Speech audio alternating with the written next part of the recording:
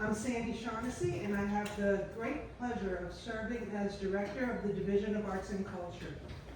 I'm sure everyone here is excited to hear the results of Arts and Economic Prosperity 6. So I'm going to jump right into introducing our partner, our co-collaborator, and our hostess for the evening. Local arts agencies play a pivotal role throughout the state of Florida. They are what I like to call our troops on the ground, our voices. Local arts agencies service and support programs and activities of arts organizations, artists, and their local communities, disseminating information and serving as a convener of arts and culture. In Leon County, the Council on Culture and Arts, COCA, is this agency. It is my pleasure to introduce Kathleen Spahar, Executive Director of COCA. Kathleen is a cultural thought leader and a tireless advocate of the arts and culture. Throughout her career, she has served the arts in many leadership capacities, including director, manager, educator, and advocate in organizations throughout the United States, with the majority of her work concentrated in the Midwest and in Florida. Her experiences include the creation of strategic community partnerships, marketing communications, state campaigns, community engagement events, business and administrative operations. She's presented and produced a variety of performances by national and local artists. She managed collaborative projects between the for-profit and nonprofit sectors and has been an arts sector representative worldwide in over 18 different countries. Locally, Kathleen has been honored as a 25 Women to Know awardee by the Tallahassee Democrat and is an awardee of the New Leaders Council. The Division of Arts and Culture extends a million thanks for her leadership in our community. Ladies and gentlemen, please help me welcome Kathleen Spahar.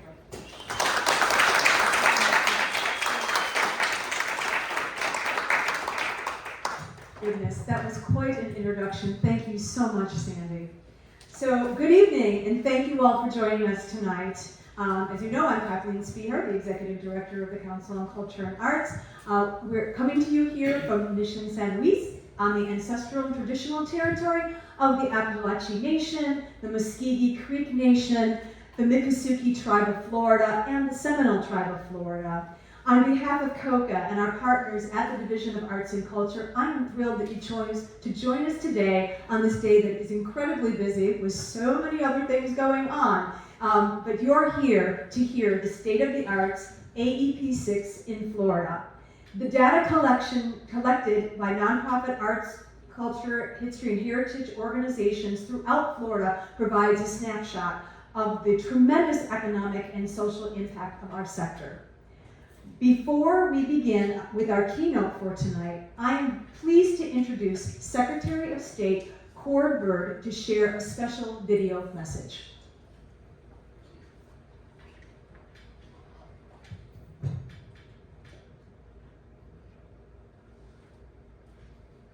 Good evening. I'm Cord Bird, Florida Secretary of State and Chief Cultural Officer. The Department of State is pleased to host this special event at our State Historic Site and Living History Museum, Mission San Luis. This venue encapsulates the Department's dedication to preserving Florida's rich historical heritage and our enduring support for arts and culture. I want to express my gratitude to the Florida Division of Arts and Culture and COCA for organizing this event. Thank you for your tireless support of the arts. Tonight, after much anticipation, the Department of State is excited to join with our partners to celebrate the launch of Arts and Economic Prosperity 6, or AEP6, for Leon County in Florida. The numbers look good. This latest economic impact report underscores our long-held belief that the arts are more than a creative outlet. In Florida, the arts mean business. A powerful driver of Florida's thriving economy, the arts create jobs, promote tourism, attract corporate investment, and increase revenues. Nonprofit arts and cultural organizations employ people locally, purchase supplies and services from nearby businesses, and actively market and promote their cities and regions. In addition to the surge of economic impacts, the arts also improve quality of life. Museums, theaters, ballets, symphonies, galleries, and public art displays instill local pride and contribute to a community's sense of place. Many attendees of these institutions said they would feel a great sense of loss if cultural activities were no longer available. Because the nonprofit arts and culture sector plays a vital role in our state's success, support for the arts is needed now more than ever. That's why the launch of AEP6 is such an important occasion. Filled with current and compelling data, it presents a strong case for investing in Florida's nonprofit arts and cultural organizations. While this report brings great news, the work of sharing these findings now begins. Arts and culture advocates are vital to our mission in this way. You will hear more about the report from Randy Cohen and learn how specific data shows the immense impact that arts and culture have on the great state of Florida. Thank you for being here today.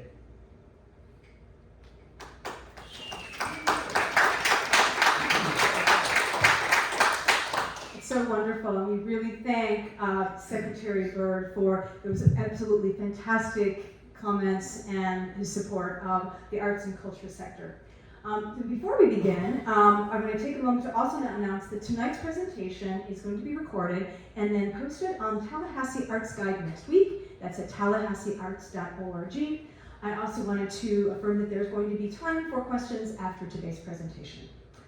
So COCA, Tallahassee, and Leon County are very grateful to have our partnership with Americans for the Arts that has measured artistic impact and arts impact in our community since 2003, and especially appreciate the deepening of this partnership during the pandemic and during this past year when the study was conducted.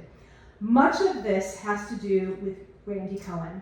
Mr. Cohen, as everybody knows as Randy, is the Vice President of Research at Americans for the Arts, a native Floridian, and an arts evangelist. So we are thrilled that he is here to present our AEP6 results. So please join me for welcoming to the stage, Randy Cohen.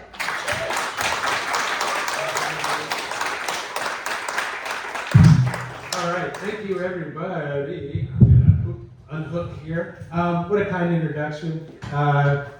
Sandy, Kathleen, such great arts leaders. I really am humbled to be part of this lineup up here. And what a good news story to tell today. And it's great, yeah, I was born in Milton, Florida, just across the panhandle there. So always great to get back to my native state and share some good news. And just share my thanks to the people who support the arts and advocate for the arts and build healthier communities through the arts. Arts are an industry. They support jobs. They generate government revenue. They create the communities we want to live in and work in. And what you're going to hear right here, just the nonprofit arts sector across the state of Florida supports more than 91,000 jobs. So, but before we get into all the economic findings, we gotta always remember the fundamental reason that we love the arts, that we got into the arts. You know, they inspire us, they bring joy to us as individuals. They create the communities that we want to live in and work in. They unify communities. Arts, you know, have been with us for a long time. And I give you, as an example of this hand-carved flute, which some anthropologists found in a cave in Germany a few years back. And it was made out of hand-carved out of animal bone. And they've carbon dated this flute to be 35,000 years old.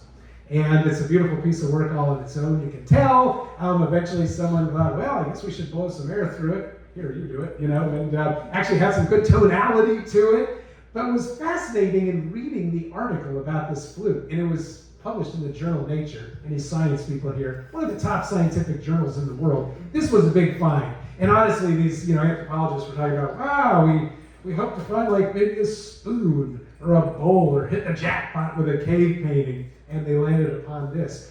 But they were trying to figure out now, what was the purpose of this flute? Maybe it was to help promote territorial expansion.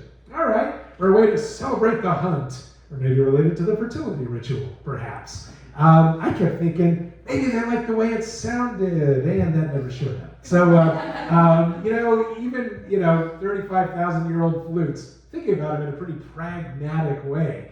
So this flute thing really stayed with folks. So fast forward just about 35,000 years to the 1600s, where we find the shame flute. Now this little ditty was made out of cast iron, and you can see from the artwork at the time, it was clasped around a person's neck, and the fingers were shackled to the long iron tube. The reason for the shame flute was to punish bad musicians. That's right. You got a gig at the Prince's Palace and kind of stink up the joint. Well, they march you around town for a couple of days in the shame flute, so everybody could laugh at the bad musician.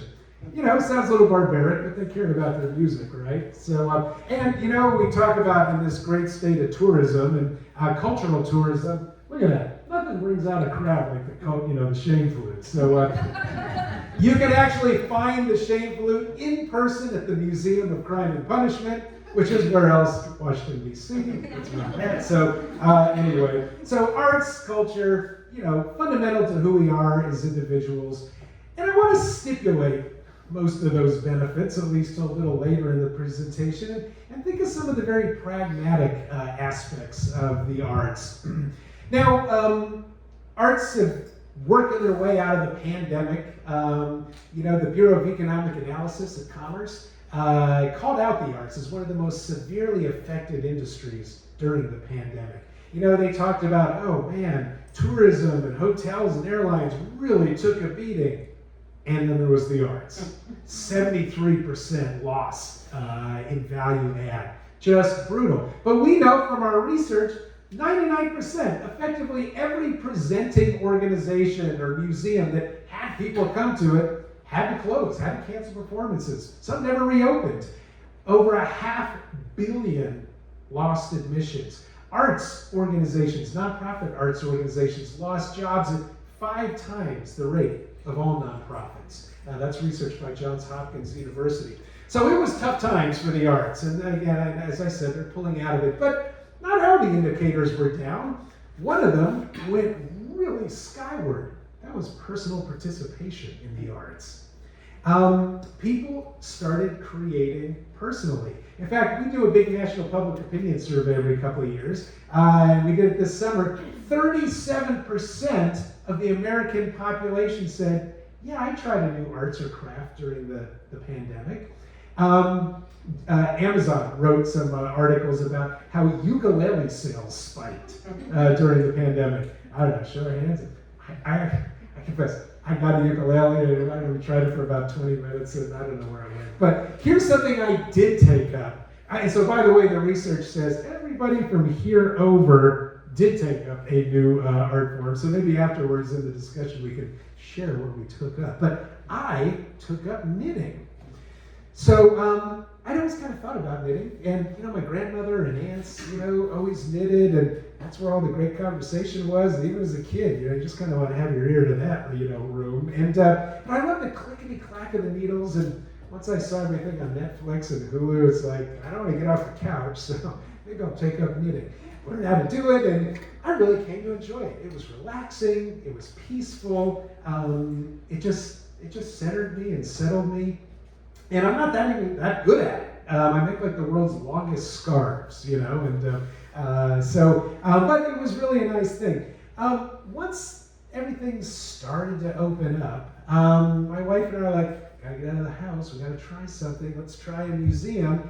Well, now that I am a fiber artist, I decided, let's try a textile museum. We've got a great textile museum in Washington, D.C. So we went online, is this thing even open? And it was open, and we started reading about the different exhibitions and the demonstrations that were happening and the new hours, and paid our money and, got everything in advance. So we all right, let's do it. And it was like 2 Saturdays from then. So fast forward 2 Saturdays, we jump in the car, we drive downtown, we park in the parking garage, $10, get my little ticket. And from there, we went to lunch. And we went to a great restaurant, some of you may have been to, downtown DC, Founding Farmers. It's one of those farm-to-fork places. I'm seeing a few heads nodding. It's fabulous. It's not cheap. We spent, about $70 for lunch. And it was lovely, and we just took our time, and it was really nice. And from there, it was a walk to the museum. which sounds like no big deal, but this was August. August in Washington, D.C. Now, I know what August is like here too, because this is, coming here my whole life. And I can tell you my first moment in a textile museum was not like an incredible quilt hanging or a costume garment or something. It was the air conditioning. It just felt so good to get out of the heat. And we went in and we got our program and we walked around and we talked to some people about their exhibitions, and there were some demonstrations of the costuming and a quilter. And in fact, it was interesting, there was a quilt display, and in it they were talking about how quilts are both practical and of aesthetic value. In a sense, that's kind of what we're talking about today, right? Arts, cultural benefits, arts, community benefits. So, and then after the museum, and we spent some time there, stopped, had a drink, got in the car, drove home. So that was Randy's one date afternoon to a museum. But think about all the industries that were touched just on this one visit. Well, it started 2 weeks before, where we went online and found the website for the Textile Museum. Arts organizations have websites. That means there are web designers and computer programmers, and we bought our tickets there, right? So now you got the e-commerce and the finance people involved in that. And then we went downtown, parked in a parking garage. I can tell you that part of DC, those are just office buildings. Can't get a spot during the week. On the weekend, if it wasn't for those arts organizations and museums, they're probably just closed all the way through. So that's creating opportunity. That's $10 for the company. That's a job for the gentleman who took my $10. And then it was off to the lunch at Founding Farmers. Everything served there is grown within 50 miles. So some of the growers and producers of the food are seeing some of those $70. And the waiter who waited on us is receiving some personal income. And the owner of the restaurant receiving some entrepreneurial income. So there's all of that economic activity. And then to the museum. And we walked in, and I gotta tell you, I don't know what their utility bill must be in the summer, but it's gotta be huge. And same with facilities like this. Arts organizations, these big performing arts centers, they gotta keep us warm in the winter and cool in the summer. So, they're doing all of that. And you ever notice when you go to an arts event, you're always getting paper. Even with an economic impact studies features, all that paper up front. Well, you're getting a program. You know what? There's a writer in the community who's paid to write that. There's a graphic artist and designer doing the design work. A printers make bank off of the arts. I tell you, you go and talk to your Rotary Club, and it's like, who are the printers? And a couple of folks in the back raise their hand. You add up what your arts organizations and your community spend on printing, you will have their attention in no time. And then, just walking through the museum, there was the art staff there and everything, but we also know museums employ accountants and auditors, and they employ security, and there was marketing people and ticketing people, so there's all of those jobs as well. So this is what we're after with arts and economic prosperity, right? We're looking at the economic impact of spending by nonprofit arts and culture organizations and their audiences, the event-related spending by their audiences. Why just nonprofit? Well, typically with a division or local arts agencies, government really at any local, state, federal level, when they're supporting the arts, those dollars are typically going to a nonprofit arts organization. So it's an appropriate question to ask. What's the public's ROI on that? Sure, we're getting cultural benefits. Everyone will acknowledge that. But what about economic benefits? And as you're going to see, this is an industry, a jobs industry, and a government revenue generating industry. Also a little bit, what I say, nonprofit. Here he goes throwing up little quotations. Yes, nonprofit organizations, but also it might be programs that take place, an arts program at a library. It might be a history or heritage organization. Here we are. Or arts and culture at a social service organization. So, if it looks and walks and talks like a nonprofit, it's in. What's not in? Hollywood motion picture, the commercial industry, the commercial galleries, Broadway, that type of thing. So that's what we've drawn the box around. All of those are, of course, vital, fundamental, hugely important, just outside the scope of this study. Real quick, what we did, working with the division, and Florida, rockstar state, 38 communities in our national study out of 373 communities that are part of this study across all 50 states, including and as well as Puerto Rico. Communities as small as 4,000 people, as large as 4 million. You know what? It doesn't matter if you're in a small rural community or a large urban city. If the arts are happening there, there is a measurable economic impact. So, and again, 38 communities across Florida, plus a statewide study. So we gathered data statewide from 29,000 arts attendees at a whole range of events across those 38 communities, and asked them questions like, what did you spend related to that arts event, like I did, as well as nearly 2,000 organizations, 1,971 organizations, to find out about their expenditures, and then come up with economic impact. I'll get back to that. So what did we find out right here in the state of Florida? 5.8 billion with a B, dollar industry. And you can see that actually is composed of two figures, and they're rounded there, and they're exactly the same, which makes me crazy as a researcher. Like, wait, go back, let's check it again. No, it's pretty much the same, 50-50, so there it is. But you all have the little one-page summary. You can see there is a little difference, but that's rounded because we're talking about billions of dollars. 2.9 billion in spending by just those 1,900 plus organizations that responded to our survey. We don't make estimates for non-responding organizations. We only use the data we collect. Take a very conservative approach to this.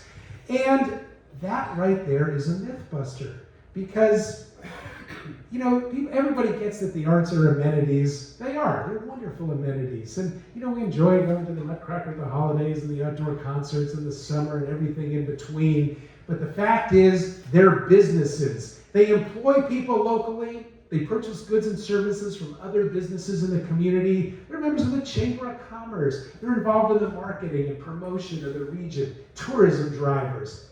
Arts organizations are good business citizens. Now, every organization and every company, I could give, Sandy a $5 bill and my economist will chase after you and look at the economic impact of that. But few industries generate the kind of event-related spending that the arts do. And again, 29,000 audience interviews all across the state at a whole range of events. A ridiculously huge sample size. Add all that up, $2.9 billion. That's how we get $5.8 billion in economic activity. So what's the economic impact of that? Let me just say one thing about economic impact. Everyone hopefully had a little glass of something to drink. It's late. We're not going to get too deep into methodology, but we customize what are called input-output analysis models for every single community, every single geographic region that we study, including the state. It's millions of calculations per community, and then stack that up to the state level to find out. But the fact is, $50 spent here in Tallahassee has a different economic impact than $50 spent in Jacksonville, which has a different economic impact than $50 spent in Tampa. Everything is very localized, including this Florida study. So you can feel really confident about these numbers. So what do we find out? Well, the first thing we looked at, jobs. More than 91,000 jobs supported as a result of that economic activity. Now remember, some of those are jobs at arts organizations. And again, yeah, of course, artists, actors, musicians, curators. We know they're at arts organizations. But so are those accountants, so are those security people, so are those auditors, so are those marketing people. Arts organizations employ people across the community. And then there's also the hospitality spending, right? Every time we go out to an arts event. Bottom line is arts, not just food for the soul, but putting food on the table for more than 91,000 households across this state. Government, so then personal income to residents, right? So it's jobs, and it's also providing us money, income. People are making their livings in the arts. and not just artists. That's the money, the $3.8 billion there comes in this pocket, and then we write checks and pay for rent and utilities and tuition and everything else. So arts are helping people make a living. And another thing we look at is government revenue. $1.2 billion at the federal, state, and local levels. I'll tell you, nationally, total government revenue over $29 billion. That's more than twice what government invests in the arts. So, at any geographic level you look, that government revenue is exceeding the outlay. So bottom line, small investment, big returns. That's the arts. That's what we're getting when we invest in the arts. All right, let's start to break this down a little bit. Millions, billions, I can start to spin. Like I said, 29,000 attendees that were interviewed. The typical attendee to a nonprofit arts and cultural event, $44.92 in spending, not including the cost of admission. $44.92. And you can see how that breaks down. A big chunk of it's on food, like transportation. There's my parking. People sometimes shop. We're going to dress up. We're going to look nice for this. Some of you might be looking at lodging. Where in Florida you got to go to get a room for $7.83? And would you want to if you could get it? Anyway, but remember, not everybody has a lodging cost. Not everybody has a child care cost. So that's averages. I was speaking to all your arts colleagues up in Wisconsin not long ago. So nationally, we did 224,000 audience surveys. So you get a lot of very interesting other responses. There was a farmer who paid somebody $60 to milk his cows so he could go to the theater that night. Isn't that great? People are doing what it takes to get to the arts. Now, probably have to add dairy to the survey next time, but so really good story there. In addition to how much did you spend related to this arts event, we asked people for their zip code, because we want to find out, do you live at the local level in the county or outside the county at the local level, and then statewide analysis outside the state. 12% of attendees came from outside Florida. And when asked, 43% said, we came here for this arts event. So arts are drawing people to the community, the festivals, the performances. There's so much work happening there. And then, of course, does their spending differ? Yeah, you bet it does. Look at that. $89.16 over there by the non-Florida residents. So, in addition to the non-local folks, we actually asked the locals a question, which was, if this arts event wasn't taking place, would you have stayed home, done something else? We gave people a bunch of options. 56% said, oh, I'd travel somewhere else to attend a similar kind of arts event. When people are going to scratch that arts and culture itch, they're going to do it. And they can do it in your community, they can do it in your state, or they can do it somewhere else. So when we support the arts, invest in the arts, we're investing in an industry that provides cultural benefits, community benefits, but also attracts people to our states, attracts people to our cities, and keeps our neighbors and their hard-won, discretionary dollars right here in the region. So it's a really good tourism story. Now, one more thing about, I mentioned the overnights. So statewide, 12% of attendees from out of state, 26% of those folks, a quarter of those folks, had a lodging cost. They averaged $210 per person per event, not including the cost of admission. And we only count one night, related to that arts event. We don't count their whole stay. Arts, putting heads in beds, and cheeks in seats, and derrieres and cafe chairs, right? I mean, you can just look at these numbers and just see all the kinds of industries across the state that are being supported. All right, and like I said, 38 communities across the state. Just here's a collection. Communities big and small. I was just in Walton County. Look at that, $57 million industry. Be headed down to Miami-Dade, in a few months. $2 billion industry. Look at that, 31,515 jobs. So a lot of really powerful, compelling data at the local levels and at the state levels. One of the other parts that I love about this study is we ask about volunteerism. And that's the citizen engagement. That's people supporting arts and culture with their feet, with their hands, whether it's a board of directors. And we got so many of the COCA board's members here. Thank you for that service. Thank you for your leadership to the community. And other folks that might be tearing tickets or just helping move people along or whatever. Statewide numbers, again, so this is 1,971 organizations, which is obviously not all of them in this state. And so, these numbers in actuality are bigger, but again, conservative approach. 188,000 volunteers contributing 5.3 million hours. I mean, isn't that incredible? Now, you can actually put a dollar value on that, because there's an organization, the independent sector, which researches all, nonprofit and everything. The typical volunteer hour here in Florida is worth $29.41 per hour. That's just an average. So look at that, $155 million value. Now that's not included in the $5.8 billion because there's actually not dollars changing hands here.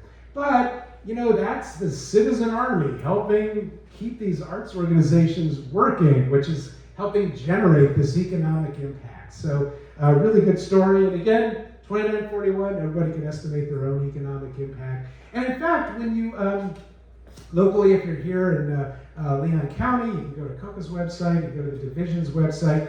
You might be wondering, wow, how can I figure out what my economic impact is? Well, go to page 26 of everybody's report. And actually, the pages will differ for the state report. But if you're here in Leon County, go to page 26 of that report, and you'll find the Arts and Economic Prosperity Calculator. It'll be a way for you to estimate your own economic impact of your organization, or hey, we 10 theaters are a really powerful block. Let's add up our spending and add up our attendance figures and talk about that economic impact. It's really easy. You can do it on the back of a cocktail napkin. But you got to do that, and you got to tell the story, because this is not an intuitive way for people to think about the arts, right? People just don't think about it until you give them the data, and then they're like, oh my gosh, of course. Of course that's what happens. But you got to tell them, and you got to tell them again, and you got to be relentless with the messaging. One of the other aspects, for the first time, we did ask some social impact questions. So the dollars and cents. You heard the secretary mention one of the statistics there, but what do the arts mean to us as people? Well, look at these statistics across the state, all in the 80 percentiles. This arts event that I'm attending is a source of pride for the community. I would feel a sense of loss if this arts and cultural event were no longer available. It's a pillar of the community. I think the greatest call to action here is, it's important to me that this is available for future generations. I mean, when I talk about generations, here we are right in this cultural institution. So, so really powerful findings there as well about, what the arts mean to us as people. And, the public really sees this value. So back to that big public opinion survey I do last summer, 3,060 interviews, one of the largest ever conducted. 86% of the American public says yes, they agree that the arts, good for the local economy, good for local jobs, local businesses. It makes sense to them. 86% quality of life, increasing community livability, and 79% good for the local economy. So the public are sort of understanding both sides of this now. But here's the most interesting part of those numbers, I think. Both of those are higher than the share of the population that actually participates or attends in the arts. Isn't that interesting? So more people see value in the arts than actually participate in the arts. Economists call that existence value. I may not go, but boy, when my mom visits, I need something for her to do, so they're grateful. Or it's important to me to attract a 21st century creative, innovative workforce. Creative workers are looking for creative communities to live in. We need arts and culture. I may only go every now and then, but that's really key for me to attract a workforce.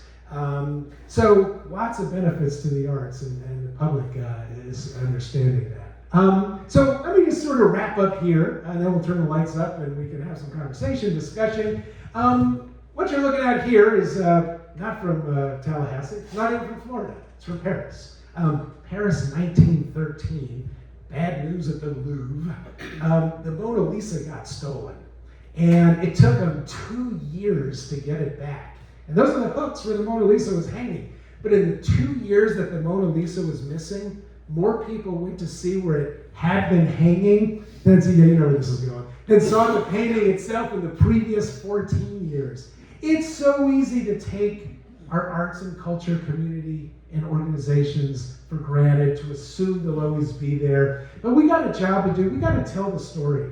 Tell the story of our experience going to the arts as a patron, and how I paid for parking and had dinner. Or if I'm an arts organization, all the kinds of people I employ at my arts organization. Break that myth. And it demonstrates arts, funding, they're not going down some black hole of goodness. It's given back to the community. So everything you do to advance the arts is important. You're important to doing it, and so thank you for that. Thank you for your leadership, your advocacy. The arts are not just nice, they're necessary for our communities. So thanks very much.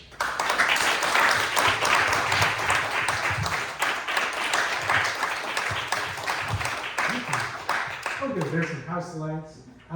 So if people have some questions, or I challenge that, that's okay too, So yes, you can say the questions, and I'll read them. Sure. How do sports activities complement arts when there's a lot going on same weekend or same week? Because I know, like, for example, this week's spring homecoming, there's also concerts and things going on at the same time frame. How do sports complement the arts spending as well? So how does sports spending complement with arts spending? So I don't really know based on this survey and the research, but I'll tell you this, a great community, a great city has got sports and arts, and so we like all of it. But it is interesting, there are some studies that have been done, we see community to community, which looks at attendance, and especially in a lot of sports cities, they'll add up the attendance at all the professional sporting events and add up attendance. And by the way, those responding organizations, 66 million or so attendees, by the way, across Florida. Incredible. That's a story to tell. The attendance at arts events always exceeds, the attendance at sporting events. And that's just like for a little perspective. I'm a sports fan, so I love sports. But sometimes people think of sports as completely ubiquitous, and the arts maybe just a little more elitist or something that not everyone participates in. But then you say, well, 66 million admissions just in those 38 communities, and just from the 1,971 organizations that responded, I'd call that a big, kind of engagement. There is also another story, at a local level, because sports, of course, also generates a lot of event-related spending. You go to a pro sports event, $50 for parking, $8 for a bag of peanuts, $20 for a little foam rubber #1, lots of economic activity. But follow the dollars and where those dollars are going. Follow the money. I work right around the corner from the Washington Post. Follow the money. But, you see sometimes Aramark at the Bunting, in a lot of arts events, sporting events. If Aramark's, they're handling a lot of those concessions. They're not based in your hometown. Those dollars are leaving town really quickly. And team owners, not always located in the community in which the team is living. Now, Florida is a little different than when I say this in most places, because a lot of athletes don't live in the city where they play. They've got residence here in Florida because there's no state income tax, right? So, that's a little different. But what about arts spending? Those dollars are going to local businesses, local restaurants, local parking garages.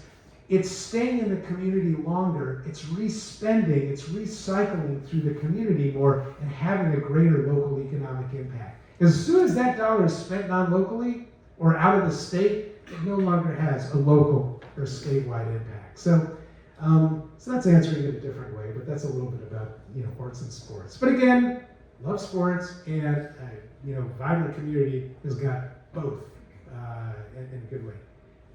Did I see a hand? Good. Oh yes. So in this data, was there any question for audience members to answer that would indicate the type of arts that they prefer to consume. You know, I'm thinking of an orchestra. An orchestra will do a Masterworks concert, Beethoven, Brahms, and they'll also do a Pops concert. You know, the DSL has Spooktacular coming up, which is mostly just Pops works. Was there anywhere in that data that audience members could indicate that? So the question was in the audience surveys, in the 29,000 that we collected here, 244,000 nationally, was there any about audience preferences? So that was the question. The answer is no. So we pretty much like, here's what we spent, you know, here's where we, you know, our zip code, here's our responses to some of those social impact questions. But yeah, usually the organizations, you know, sort of will go after that. So anyone else? There's, you know, we've, yeah, go ahead, please ask another. So next year being Tallahassee's 200th anniversary of being existence, how's that going to spike for art spending, you think? 200 years we hit next year, so how's that going to affect like spending for arts overall? So 200 years for... Tallahassee in existence. So we're heading 200 years for bicentennial?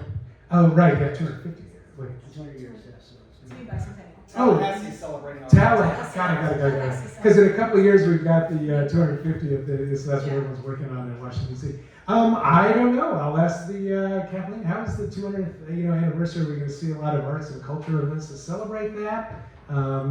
You know, we do see those kinds of things. That's a great question, but that's too local for me. No problem. So definitely arts and culture are going to be a major part of the bicentennial.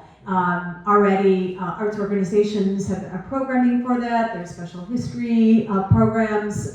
There's a lot going on with that. We are actually, COCA is part of the bicentennial committee and we're all on task force. And so we are, if you have any questions about the bicentennial, please let us know. We can get you involved and engaged. They're looking for that kind of engagement from the community. But as far as how it's working too, the bicentennial is honoring arts and culture. They're honoring sports figures. They're really looking really deep into what makes the fabric of both Leon County and Tallahassee, what's made it what it is in the last 200 years, and then where are we going from here? And so, you know, how is that going to work together economically? I think that's going to be a really great thing to measure. And so that's one of the things. We have a bicentennial committee meeting tomorrow, actually. So I will bring that up, and we'll find out and figure out if this is something that we can measure along the way in regards to what is going to be the economic impact of how these industries are going to end up moving together during the bicentennial. Thank you. And I just thought of an answer, not the answer, to your question over there. One of the questions we asked is, have you ever been to this arts event or this facility before? 32%, 1/3 of attendees were new to the event that they were attending, which to me is like spectacular number. People are trying out new things. So not like preferences by specific discipline or anything like that, but I just love that number so much. 1/3 of the 29,000 people who responded to our surveys, this is my first time here. Wow. So, there's also, we certainly have time, or if you got a roll, but, economic impact is just one benefit to the community, Arts provides so many benefits, socially, educationally, economically. And as advocates, these are helpful advocacy tools, right? It's helping funders and government leaders understand that their investment in the arts is also an investment in the community and the local economy. But, arts organizations, so many of them work in partnership with their schools and education. There's wonderful data that shows when the arts are part of a student's education, better test scores, better grade point averages, lower dropout rates, and findings that cut across those socioeconomic strata. Every child stands to benefit from this. You've got one of the great hospitals here that does arts and healthcare programs, which I've worked with and partnered with, for years. When the arts are part of our healing, we have shorter hospital stays, fewer doctor visits, less medication, less depression. That's the power of the arts. And so many of these benefits, like this Shane flute there, and this handcart flute before that. So the healthcare, the god Apollo was the god of both healing and music. Talk about a big portfolio that guy had, right? So, we're just sort of rediscovering some of the great benefits of what the arts do for us as individuals, to our well-being. We were part of some international research studies that looked at the impact of arts participation on mental health during the pandemic. And, during the pandemic, right, the U.S. Census Bureau tracks mental health issues, spiked, tripled during the pandemic. So what we found during just very elaborate research that involved tens of thousands of people responding to surveys every week, people who spend a half hour a day doing some kind of creativity or watching art or cooking, culinary, gardening, sort of creative, expressive, lower depression, lower anxiety, increased life satisfaction. Mental health, I tell you, that's kind of an upside in a perverse way to say this, about the pandemic. It's become so okay to talk about now. It's like an issue that so many of our community leaders are focusing on, and yet they're the arts, once again, providing benefits. So all kinds of those benefits, which we can talk more about, or we might have done it. Time to get home. Dinner. Yeah. All right, well, thanks very much, everybody. It's really a pleasure to be with you today. Thanks for coming on. Really my honor to be here. Thank you so much, Randy. That was just a fantastic presentation. Thank you. And your presence here in town, Randy's been basically presenting since about 8 o'clock this morning. So just what a trooper. Oh my gosh. So I just wanted to thank all of you for being here today. Our deepest gratitude also to the Secretary of State, Cord Bird, for his welcoming remarks. Randy, amazing presentation, so fantastic. Our partners at the Division of Arts and Culture, the staff there, the COCA staff, thank you so much for all you've done, COCA board. A couple of special shout outs to Hai Chung Deng, who provided beautiful reception music for us in the lobby. Wasn't she amazing? She's also a COCA board member, so we're so proud. Bob O'Leary is going to be capturing images for tonight. So thank you so much, Bob. Really fantastic thing. Mission San Luis for your sponsorship and hospitality, and to all of you for being here tonight, for caring enough to be in the audience and to also help us take this good news and evangelize around our community. So thank you again. Make sure that you take information with you. It is available on our website at tallahasseearts.org, but there are those amazing rack cards that Samantha designed. Thank you so much, Samantha. And the one sheets of information for the state and Tallahassee Leon County that are in the lobby area, along with all sorts of other merch that you're welcome to take with you tonight. So we just thank you again for being here. We want to see you back again at the Capitol on January 24th for our Arts Advocacy Day at the Capitol. So thank you again for coming. There's food and drink out there. Please feel free to hang around and help us finish it up. And thank you. Have a wonderful evening.